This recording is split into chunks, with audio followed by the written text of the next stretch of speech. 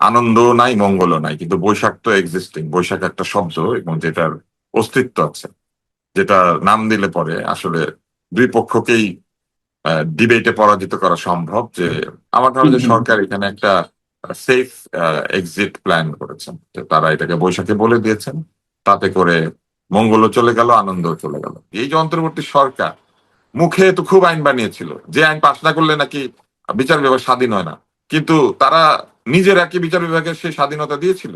তারা বাধ্য করে নাই বিচার বিভাগকে সিদ্ধান্ত অবশ্যই। দিতে, যে সিদ্ধান্ত সাধারণ মানুষের কাছে পরিষ্কার, যে কাউকে জোর করে আটক করার জন্য তারা চেষ্টা করছেন, যে জবরদস্তি আটক করার যারা করেন তারা আবার আইন বানান ভালো, এটাও আমাদেরকে মানতে হবে। জবরদস্তি আটক করে যারা সাংবাদিক নির্যাতন করেন, বর্ষিয়ান রাজনীতিবিদকে রাস্তা অপমান করেন, এরা খুব ভালো আইন বানান, এটা আমাদেরকে বিশ্বাস করতে হবে। আমি তো মনে করি 133টা অধ্যাদেশের সবগুলি ছুড়ে ফেলে দেওয়া দরকার ছিল, দিয়ে সংসদে বসে এই বিষয়গুলি নিয়ে সিদ্ধান্ত নেওয়া দরকার ছিল। অনির্বাচিত অন্তর্বর্তী সরকার আবার কিসের ইয়ে রাখে, ক্ষমতা রাখে যে আমাদের জীবনে তারা ভালো আইন খারাপ আইন কিছু একটা করবে এবং ওনার কেউ সমালোচনা করতে পারবে না। এই আইন তিনি প্রতিষ্ঠা করেছিলেন, যেটা করতে গিয়ে উনি আলোচনা পর্যন্ত শুনতে পারেন নাই। মন্দ শুনতে রাজি না, ভালো শুনতে পারেন নাই, কারণ কেউ কথা বলে না ভয়ের চোটে। নিজের এই বিবেচনাটা তো তার এবং তার সরকারের করা দরকার ছিল, সেটা তো করেন নাই। না করার ফলে কি হলো? আজকে এই যে প্রবল নির্যাতনের মধ্যে পান্না, আনিস আলমগীর কিংবা এরকম আরো মানুষ, আবু আলম, শহীদ খানরা জেল খাটেন, আর যারা কিনা এই দেশে লুটপাট করলেন তারা কেউ কেউ ব্যাংক ফেরত পেয়ে যাচ্ছেন, কেউ কেউ খুব ভালোভাবে বিদেশি আতিথেয়তায় জীবন কাটাচ্ছেন। তাদেরকে তো এই নির্যাতন স্পর্শ করছে না। গণমাধ্যম ব্যক্তিত্ব ডাক্তার আব্দুল নূর স্যার। ডাক্তার আব্দুল নূর স্যার, আপনাকে স্বাগত জানাচ্ছি। একই সঙ্গে নতুন বছরের শুভেচ্ছা, মঙ্গল কামনা করছি আপনার জন্য বিশেষভাবে। আহ খুব স্বাভাবিকভাবেই আমরা বাংলা নতুন বছর নিয়ে একটু কথা বলতে চাই। নববর্ষের সংস্কৃতির উপরে যেই নানান পর্যায়ে আঘাত আমরা দেখছি, এর নামকরণ নিয়েও এক ধরনের রাজনীতিকীকরণ। আহ কেন আসলে এমনটা ঘটছে? রাজনীতি কি সবকিছু কি খেয়ে ফেলছে আমাদের সংস্কৃতি থেকে শুরু করে আমাদের ঐতিহ্য, এবং বিশেষ করে যেমন আমি শুধু নামটার কথা যদি উচ্চারণ করি, আমাদের যে মঙ্গল শোভাযাত্রা, যেটি বিশ্ব ঐতিহ্যের অংশ, ইউনেস্কো কর্তৃক ঘোষিত হয়েছিল, মঙ্গল শোভাযাত্রা হিসেবেই সেখানে চিহ্নিত হয়ে আছে। পরবর্তীতে সেটি আনন্দ শোভাযাত্রা করা হলো, এখন এবার এসে সেটি বৈশাখী শোভাযাত্রায় পরিণত হলো। পিছনের কারণগুলো আসলে কি? আসলে এই মঙ্গল শোভাযাত্রা নামকরণের বিরুদ্ধে একটি পক্ষ ছিল, তারা বলতো যে মঙ্গল শব্দটার মধ্যে এক ধরনের ধর্মীয় ছাপ রয়েছে, তারা বলার চেষ্টা করতো। এবং কিছু কিছু ক্ষেত্রে তারা যে ধরনের যুক্তি দিত, সেই যুক্তি ধর্মীয় দৃষ্টিকোণ থেকে অনেক সময় মনে হতো বা মনে হয় যে এটা হয়তো ঠিক। তো এইসব কারণে যেহেতু বিতর্ক আছে, আমার ধারণা যে সরকার বিতর্ক এড়ানোর জন্য উভয় পক্ষকে খুশি করার চেষ্টায় এটাকে বৈশাখী শোভাযাত্রা নাম দিয়ে দিয়েছেন। কেননা বৈশাখ তো আছেই, বৈশাখকে বৈশাখ বললে তো কোনো অসুবিধা নেই। আনন্দ নাই মঙ্গলও নাই, কিন্তু বৈশাখ তো এক্সিস্টিং, বৈশাখ একটা শব্দ এবং যেটার অস্তিত্ব আছে, যেটা নাম দিলে পরে আসলে দুই পক্ষকেই ডিবেটে পরাজিত করা সম্ভব। যে মঙ্গল কোথায় হচ্ছে, বৈশাখে হচ্ছে, আনন্দ কোথায় হচ্ছে, বৈশাখে হচ্ছে। তাহলে আমরা বৈশাখ রেখে মঙ্গল আছে, এখানে আনন্দ আছে। তো এইভাবে আসলে আমার মনে হয় সরকার চিন্তা করেছে। সরকার অহেতুক ওই যে এক ধরনের ব্যাশিং হয়, রিলিজিয়াস ব্যাশিং, যে এই শোভাযাত্রার মধ্যে আহ সংখ্যাগরিষ্ঠ লোকের ধর্মের অনুপস্থিতি আছে, এরকম কিছু কথা রয়েছে না। আমার ধারণা যে সরকার এখানে একটা সেফ এক্সিট প্ল্যান করেছেন, যে তারা এটাকে বৈশাখে বলে দিয়েছেন, তাতে করে মঙ্গলও চলে গেল, আনন্দও চলে গেল। থাকলো কি তাহলে? মঙ্গল এবং আনন্দ সবই যে আসলে চলে গেল। শোভাযাত্রা তো শোভাযাত্রার চেহারার উপরে আসলে নির্ভর হুম, করে। হুম। এই শোভাযাত্রার চেহারা নিয়ে মূলত আপত্তি ছিল। এই শোভাযাত্রার মধ্যে পলিটিক্সকে ইন্ট্রোডিউস করাটা আমার মনে হয় ঠিক হয় না। আহ, কারণ এই শোভাযাত্রার মধ্যে বিভিন্ন ক্যারেক্টার ইন্ট্রোডিউস করা হতো একটা সময়, এবং এই হুম, ক্যারেক্টার হুম। গুলিকে নেগেটিভ ওয়েতে ক্যারেক্টার আনা হতো, নেগেটিভ অ্যান্ড পজিটিভ। আমার মনে হয় যে সংস্কৃতিতে রাজনীতি থাকে, কিন্তু রাজনীতি নির্ভর সংস্কৃতি তৈরি করা উচিত না, বরং সংস্কৃতি নির্ভর রাজনীতি তৈরি করলে সেটা ভালো হতো। কিন্তু একদল লোক নিজেদেরকে তাদের রাজনৈতিক অবস্থান ঠিক করতে গিয়ে তারা এই জায়গাগুলিতে এমন ভাবে রাজনীতি প্রবিষ্ট করিয়েছিলেন যে সেটা ব্যাকফায়ার করেছে। আমি আসলে, যদি আমার ব্যক্তিগত মতামতের কথা চিন্তা করেন, তাহলে আমি এইভাবেই চিন্তা করতে চাই যে আপনি রাজনীতি করছেন, রাজনীতির ময়দানে তো আপনি একদল লোককে বলছেন যে তারা ভালো নয় বা তাদের কাজ আপনার পছন্দ না, তারা অন্যায় করেছে, তো সেটার বিচার করবেন, তাদের বিরুদ্ধে রাজনৈতিক প্রতিবাদ করবেন, রাজনীতির মাঠে তাদেরকে প্রতিহত করবেন। কিন্তু যেখানে সকল লোকের অংশগ্রহণ আপনি আশা করছেন, সেই জায়গাতে আহ, কেন আহ, ব্যক্তির প্রতি বা কোনো কিছুর প্রতি বিদ্বেষকে আপনি জায়গা দিলেন? যেন অমঙ্গলের সকল উৎস হচ্ছে রাজনীতি, এরকম একটা বিষয় কিন্তু ছিল। তো এইটা করতে গিয়ে যেটা ঘটেছে, কিন্তু আপনি যদি আমার একটা প্রতিকৃতি বানান, তাহলে কোনো একদিন আমার কাছে ক্ষমতা আসলে আমিও তো আপনার একটা প্রতিকৃতি বানাতে হুম, হুম। পারবো। এবং এই যে প্রতিকৃতির লড়াই, কাকে অপমান করা যাবে, কাকে সম্মান করা যাবে, এই বিষয়গুলিকে ওইখানে নিয়ে আসাটা আমার মনে হয় না উচিত হয়েছে। আপনি বলছেন যে সরকার, অন্তত এই বিএনপি সরকার সব আওয়ামী পক্ষ লীগের থেকে এখানে ঘোষণা দায় করে। আছে ভাই, আওয়ামী লীগের যারা জি। সাংস্কৃতিক নেতৃত্ব ছিল না, তাদের হুম, দায় হুম, দায়িত্ব হুম। আছে। তাদের কাজ কিছু ছিল না, দেশের সংস্কৃতিকে তারা নির্মাণ করার কোনো চেষ্টা করেন নাই। শিল্পকলা একাডেমি থেকে শুরু করে সব জায়গাতে দলের লোক বসিয়ে দিয়ে লুটপাটে রাজত্ব করেছেন, কিন্তু দেশের সংস্কৃতি নির্মাণ করার যে চেষ্টা, সেটা ছিল না। ওই পয়লা বৈশাখের একদিন এসে কাকে কিভাবে ওইখানে মূর্তি বানিয়ে বা কাকে কিভাবে ওইখানে মোটিভ বানিয়ে কিছু একটা বলা যায়, পলিটিক্যাল একটা মেসেজ দেওয়া যায়, এই চেষ্টা তাদের মধ্যে অনেক অনেক বৃহৎ ছিল। আপনি আমাকে আমি যদি বলেন। আপনার সঙ্গে জি, আমি জি। নিঃসন্দেহে একমত পোষণ করতে চাই। আওয়ামী লীগ সে আমাদের স্বনির্ভর সংস্কৃতির জায়গাটা নিশ্চিত করতে পারেনি, যদিও মুক্তিযুদ্ধের চেতনার কথা বা আমাদের বাঙালি সংস্কৃতির কথা বলেছে। সব জায়গায় নিশ্চয়ই পাইনি, কিন্তু আপনি যদি মেন করছেন, আমি যদি একটু আপনাকে ধরিয়ে দিই যে হ্যাঁ, সেখানে স্বাধীনতা বিরোধী শক্তির যারা ছিল, যুদ্ধাপরাধের সঙ্গে যারা জড়িত ছিল, তাদের মোটিভ, তাদের প্রতীকী চেহারা উপস্থাপন করা হতো। কিন্তু অন্যান্য রাজনৈতিক দল, মানে প্রচলিত যে রাজনৈতিক দলগুলো, সেই বিএনপি হোক, জাতীয় পার্টি হোক বা অন্য কোনো দল, তাদের নেতা নেত্রীর ছবি কিন্তু আমরা দেখিনি, আমার যেটি মনে পড়ে, যতদূর মনে রাজনৈতিক পড়ে ভাবে আমরা। তাদেরকে প্রতিহত না করে আপনি একদিন এইগুলা বানালেন, আপনি রাজনৈতিক ভাবে তাদেরকে প্রতিহত করতে যে পারেন নাই, তার প্রমাণ তো এখনকার বাংলাদেশে আছে, তাই না? আপনি এক্স্যাক্টলি, এক্স্যাক্টলি। ফুটবল, আপনি কাউকে ফুটবল খেলায় পরাজিত করবেন, সেটা পরাজিত না করে আপনি তার স্টেডিয়ামের বাইরে তার ছবি নিয়ে আপনি তাকে বেশ মিছিল করে তাকে বলছেন যে এ ভালো না। সে যে ভালো কি ভালো না, এটা তো আপনাকে প্রমাণ করতে হবে আপনার যোগ্যতা এবং আপনার সততা, আপনার পরিশ্রম, আপনার নিবেদন, আপনার রাজনীতি দিয়ে। সেখানে কি করেছেন? সেখানে যেটা করেছেন সেটা হলো ব্যাংকের মধ্যে ঢুকে ব্যাংকের টাকা লুট করেছেন। এখন একদিকে ব্যাংকের টাকা লুট করছেন, আরেকদিকে কাউকে বলছেন না ওরা ভালো না, ওরা চোর। তো আপনার চোরগুলি বিচার করেন না, অন্য চোরদের আবার চোর বলে গালি দেন। তো এটা তো মানুষ নেয় নাই। মানুষ তো একটা পর্যায়ে গিয়ে বুঝতে হবে যে যে আবেগ 1971 সালে আমাদের জাতির মধ্যে কাজ করেছিল, এই আবেগকে ধরে রাখার চেষ্টাটা কিন্তু শুধুমাত্র মিছিল, ছবি, কবিতা দিয়ে হবে না। রাজনীতি দিয়ে এই আবেগটা ধরে রাখতে হবে। আপনি যদি বলেন যে আমি আহ একটি ফুলকে বাঁচাবো বলে যুদ্ধ করি, তাহলে দেশে তো ফুলের বাগান বেশি হওয়ার কথা ছিল। আমাদের এইখানে অলিগার্ক তৈরি হয় নাই, আমাদের এখানে ব্যাংক লুটেরা তৈরি হয় নাই, আমাদের এখানে একই লোকের কাছে 6টা 9টা ব্যাংক এবং আর্থিক প্রতিষ্ঠানের লাইসেন্স চলে যায় নাই, আমাদের এখানে জনগণের জমি বরাদ্দ দিয়ে সেই কর মাফ করে দেওয়া হয় নাই। একদিকে ডক্টর সেই ইউনূস এসে একই নিজের ব্যক্তির কর কাছে মাফ সেই করেন, না সেই একদিকে একই ডক্টর ব্যক্তির ইউনূস কাছে নিজের কর আপনি মাফ যাদেরকে করেন। মেন করছেন, জি, আপনি যাদেরকে মেন করছেন, তাদের কারো কারো কাছে আবার একাধিক ব্যাংক চলে যাচ্ছে এখন এই হ্যাঁ, সময় তো এসেও। যাচ্ছে মানে কি, আপনি আপনার আপনার কাছে দায়িত্ব ছিল, আপনি তাদেরকে এত বছর শাসনের মাধ্যমে আপনি তাদেরকে ছোট করে আনতে পারতেন।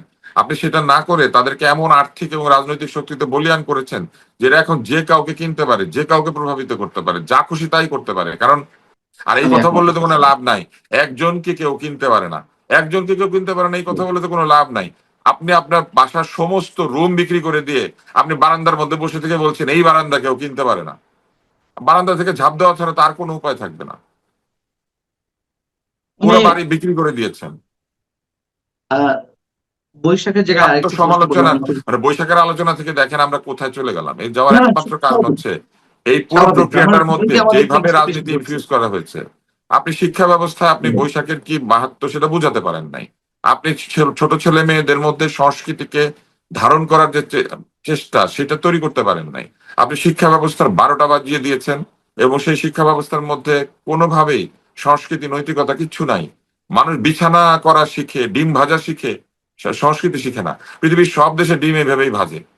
আপনি বলছিলেন শুরুতেই যে এইবার যে বৈশাখী শোভাযাত্রা নাম দেওয়া হলো তা তো দুই পক্ষকেই খুশি রাখা এক ধরনের চেষ্টা।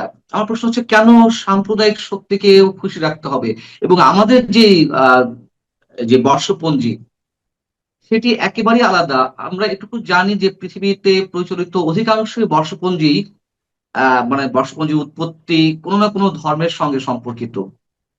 আর বাংলা নববর্ষের সঙ্গে ধর্মীয় কোনো অনুষঙ্গ নেই।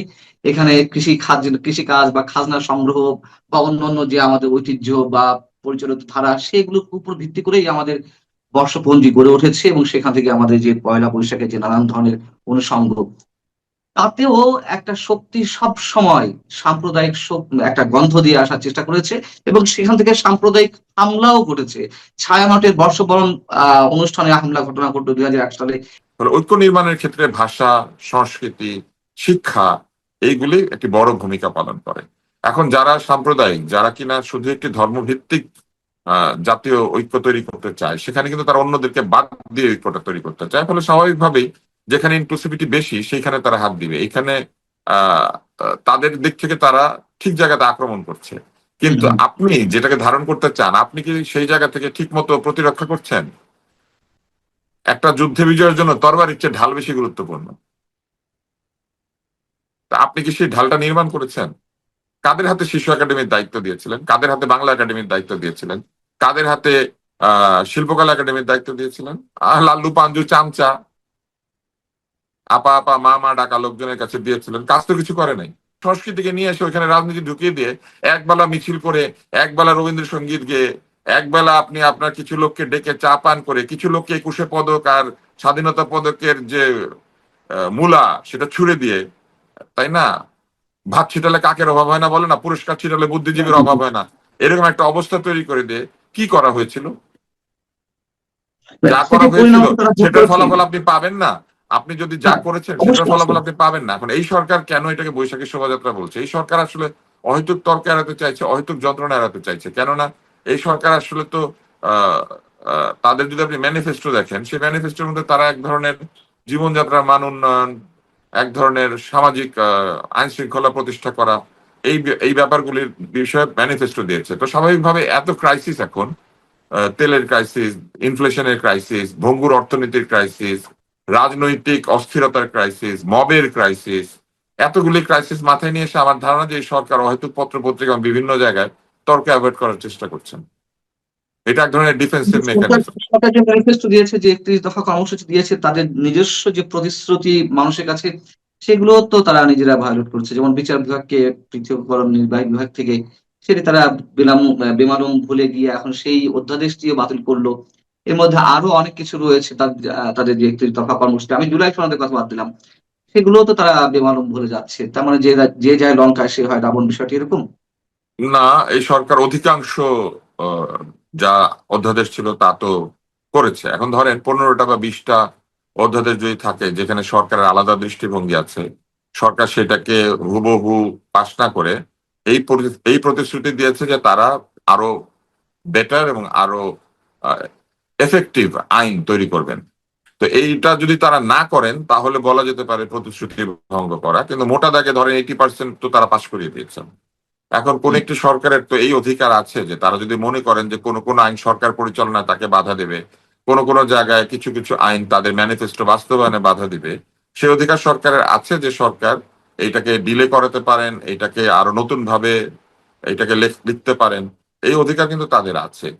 যেটা নিয়ে প্রশ্ন করা যেতে পারে যে তারা যে নতুন আইন বা আরো ভালো আইনের প্রতিশ্রুতি দিয়েছেন সেটা যদি না করেন, এবং যে কথা তারা বলেছিলেন যে বিভিন্ন সাংবিধানিক প্রতিষ্ঠানকে আরো শক্তিশালী করে তোলা, সেটা যদি তারা না করেন তখন আমরা সবাই মিলে তাদেরকে আহ এই আমরা সবাই বিশ্বাসঘাতকতা অথবা প্রতিশ্রুতি পালন না করার এই বিষয়টা দিতে পারি। আপনি একটা জিনিস লক্ষ্য করে দেখেন, একটা বাধ্যবাধকতা রয়ে গিয়েছে যে প্রায় 1 মাসের মধ্যে সকল অধ্যাদেশকে রেটিফাই করে দিতে হবে।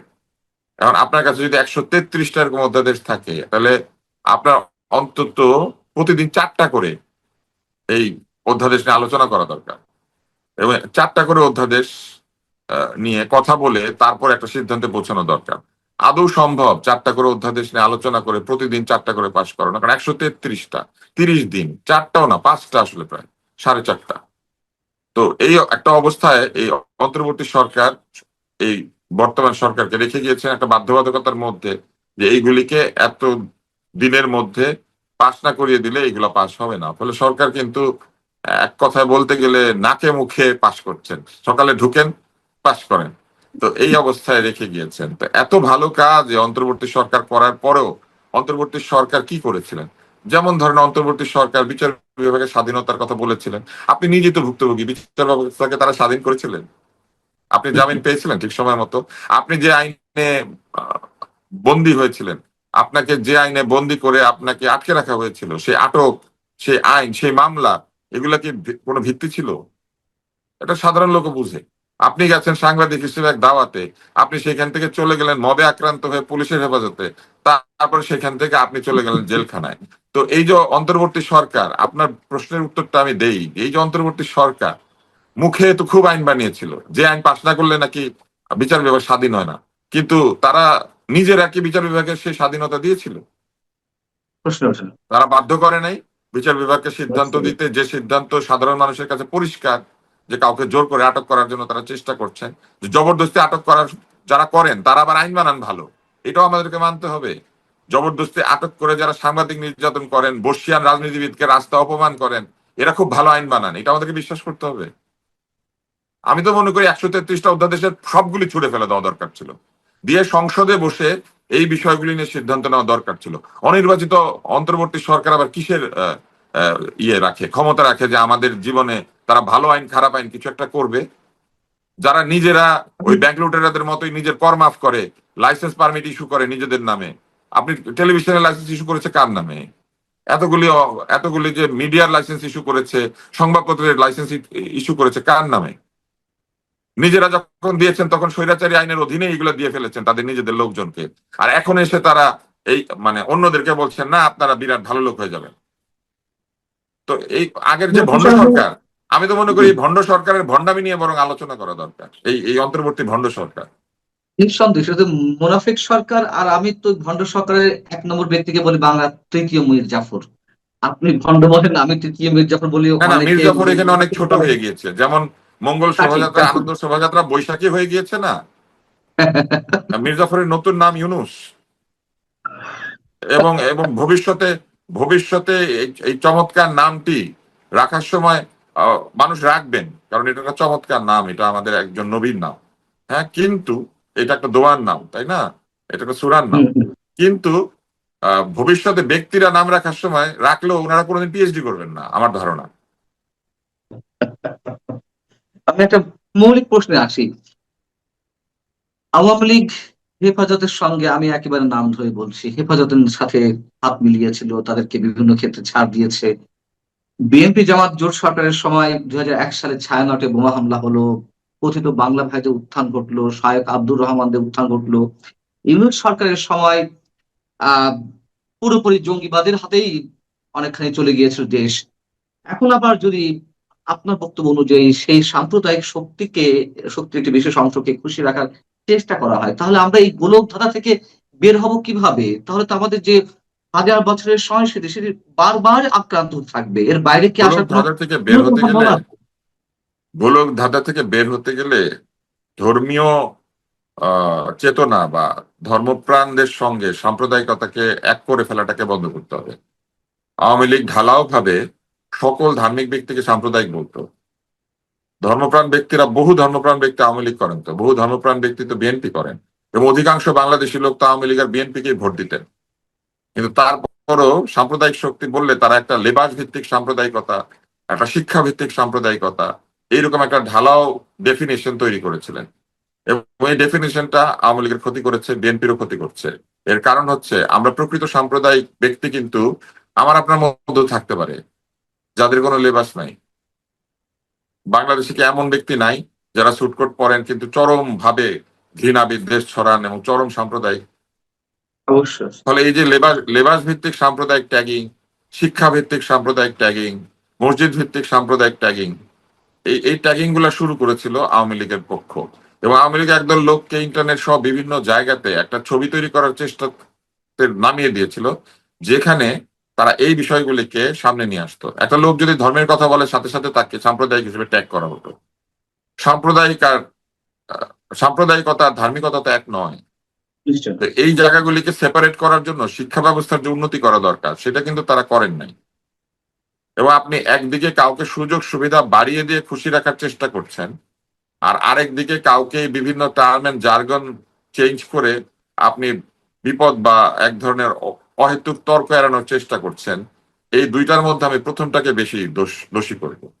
কেননা আপনি একদিকে তাদেরকে প্রহার করছেন, আরেকদিকে রেস কোর্সে বসে আপনি জননী হচ্ছেন। তো জননীর এই সন্তানরা যদি কেউ কেউ প্রবল ভাবে সাম্প্রদায়িক হয়ে ওঠে, তাহলে সাম্প্রদায়িকতার জননী কে হইল? এটা তো বিবেচনা করা উচিত ছিল। একজন একজনকে আপনি মহৎ করার চেষ্টা করছেন জাতির জনক হিসেবে, আর নিজেকে হয়ে যাচ্ছেন জাতির একটা ক্ষুদ্র অংশের জননী। তো এইগুলা কি রাজনৈতিক স্ববিরোধিতা না? এবং ওনার কেউ সমালোচনা করতে পারবে না। এই আইন তিনি প্রতিষ্ঠা করেছিলেন, যেটা করতে গিয়ে উনি আলোচনা পর্যন্ত শুনতে পারেন নাই। মন্দ শুনতে রাজি না, ভালো শুনতে পারেন নাই, কারণ কেউ কথা বলে না ভয়ের চোটে। নিজের এই বিবেচনাটা তো তার এবং তার সরকারের করা দরকার ছিল, সেটা তো করেন নাই। না করার ফলে কি হলো? আজকে এই যে প্রবল নির্যাতনের মধ্যে পান্না, আনিস আলমগীর কিংবা এরকম আরো মানুষ, আবু আলম, শহীদ খানরা জেল খাটেন, আর যারা কিনা এই দেশে লুটপাট করলেন তারা কেউ কেউ ব্যাংক ফেরত পেয়ে যাচ্ছেন, কেউ কেউ খুব ভালোভাবে বিদেশি আতিথেয়তায় জীবন কাটাচ্ছেন। তাদেরকে তো এই নির্যাতন স্পর্শ করছে না। তারা যদি বলেন কষ্টে আছেন, তারা কষ্টে আছেন হয়তো ক্ষমতা না থাকার কষ্টে। আর আপনি এমন শোভাযাত্রা করবেন যে শোভাযাত্রা দিয়ে জাতি ঐক্যবদ্ধ হয়ে যাবে? এই শোভাযাত্রার চেয়ে বেশি দরকার ছিল শোভাযাত্রা বানান করতে শেখা। এই শোভাযাত্রার চেয়ে বেশি দরকার ছিল এই শোভাযাত্রার মধ্যে যে সংস্কৃতি, সেই সংস্কৃতিকে ধারণ করতে পারা। আপনি কনসার্ট করবেন, অমুক ডের কনসার্ট, তমুক ডের কনসার্ট, কনসার্টে গিয়ে স্বাধীনতা দিবসের কনসার্টে গিয়ে গায়ক বলবে ওয়েলকাম টু দ্য কনসার্ট, ফা দিয়ে যে হ্যালো শব্দটা হয়। গাইস।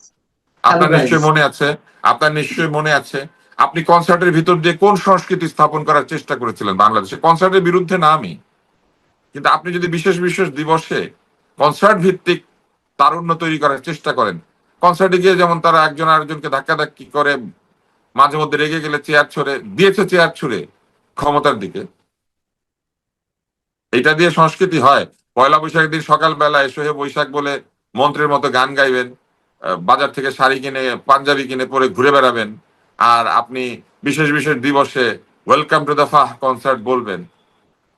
তো এইটা এই এই সংস্কৃতি কে প্রবর্তন করেছিল? আমাদের দুর্ভাগ্য। আহ, নিশ্চয়ই আপনি যে কথাগুলো বললেন আব্দুল তুষার, আপনার এই কথাগুলো পরে আর কোনো কথা থাকে না। এবং নিশ্চয়ই যে আমরা শুধুমাত্র, অবশ্যই আওয়ামী লীগের প্রতি আমাদের ক্ষেতটা বেশি, ক্ষোভটা বেশি, তখন তারাই আমাদের স্বপ্নের জায়গাটা বেশি বোনার চেষ্টা করেছিল। মানে অসাম্প্রদায়িকতার কথা বলে, মুক্তিযুদ্ধের কথা বলে, তখন তারাই যখন লক্ষ্যচ্যুত হয়, অন্যের কাছে আমাদের আর চাওয়ার তেমন কিছু থাকে না। আমি আপনার আবেগের সঙ্গে মানে সম্পূর্ণ একমত। পান্না, দেখেন, মানবিকতার প্রসার করার কথা না। একটা একটা সরকার যদি সংস্কৃতির ধারক বাহক হিসেবে নিজেকে বলতে চায়, তার মানবিকতার প্রসার ঘটানোর কথা না? মানবিকতার প্রসার কি ঘটেছিল আসলে? ডাক্তার আব্দুল তুষার, আপনাকে অসংখ্য অসংখ্য ধন্যবাদ। আপনার আবেগ অনুভূতির বিষয়টি নিশ্চয়ই আমরা খুব সহজেই বুঝতে পারি, এবং অবশ্যই আপনার এই আবেগ অনুভূতি, আপনার এই ক্ষোভের প্রতি আমাদের একাত্মতা, সব কিছুর ঊর্ধ্বে উঠে আমরা বাঙালি হতে চাই, এটুকুই প্রত্যাশা, এটুকুই আমাদের সাধনা করতে হবে। প্রিয় দর্শক, আপনারা যারা শুনছিলেন, সবার প্রতি আবারও নতুন বছরের